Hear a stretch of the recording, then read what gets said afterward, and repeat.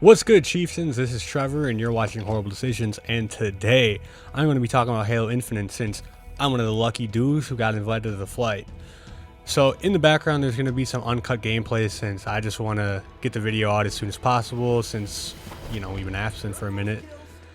Alright, now that we got that out of the way, let's get into it. First impressions. Shit slaps. I can say without a doubt, Halo, come this fall, will be topping current player charts.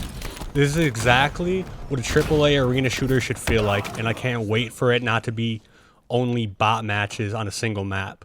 That being said, the bots are dumb easy, but I don't think they were made for Halo vets.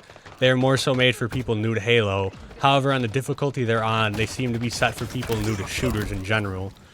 Which is good that people from outside of the genre have, a good stepping stone into it.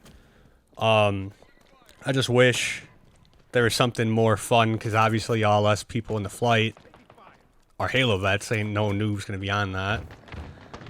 Alright, sorry, getting off script here. But anyways, most of the guns feel really nice.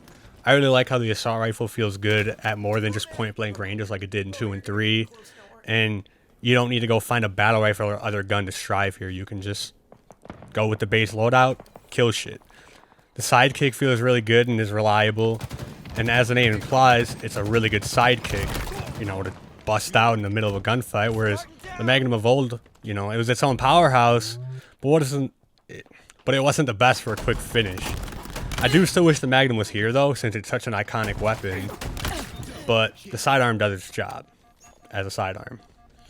Speaking of iconic weapons, the classic shotty's gone and replaced with the Bulldog, a faster firing mag-fed shotgun. It's not as much of an absolute monster like the old shotgun, but it feels as if they wanted to take the shotgun out of the power weapon role and balance it more in line with regular firearms, which, if that was the goal, I think they did well. However, again, I wish the classic shotgun was here as a power weapon that absolutely destroyed at close range, but because of that pump action, I don't think it'd be extremely broken. All in all, I like the Bulldog. I just wish the new UNSC weapons had a more memorable look instead of looking like standard military arms. I get that they are, but weapons like the assault rifle, battle rifle, magnum, etc. all have unique yet simple looks, whereas if I saw the silhouette of a newer gun, I wouldn't be able to distinguish that they were even part of the Halo universe, as opposed to all the other UNSC guns I just listed. Speaking of returning guns though, the plasma pistol returns, but it's got its very rounded look that it had in Halo 5, which I personally don't mind. I think it makes it look much more alien and unique than the plasma pistol of old, but that's just me. You might have a different opinion. I personally like the round aesthetic of it all. The pulse carbine is also a nice addition, but it suffers from the same problem I have with the storm rifle. That being, it looks too much like it was made to be wielded by humans, not, elites. Or, I assume it's an elite weapon. Could be brutes, but I don't think so. I don't know if they said yet, but I hope the original plasma rifle returns. That gun looked alien as fuck.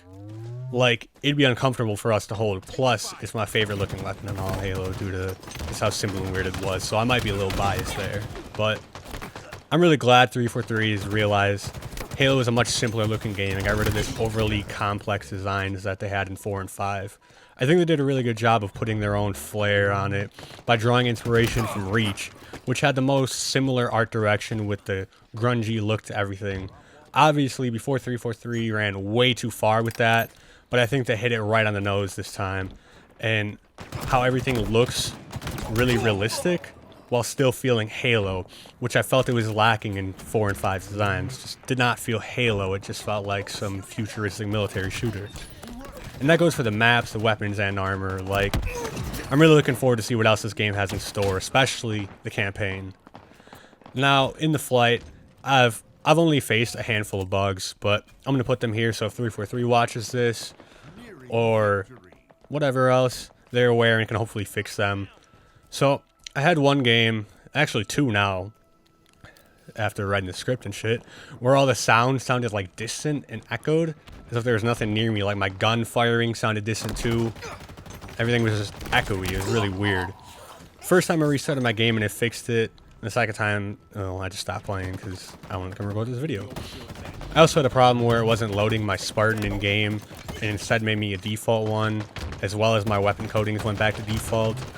And lastly, the intro and post-game screens where it shows all the Spartans tend to have plenty of loading problems, sometimes only showing one Spartan or none at all. I've also had a handful of times where Spartans are facing random directions, but when it works, it looks cool as fuck. I also see sometimes that my shields are down in the victory screen when which I assume is a bug, but I think it's kind of funny looking to just have your shields down and then it just recharges.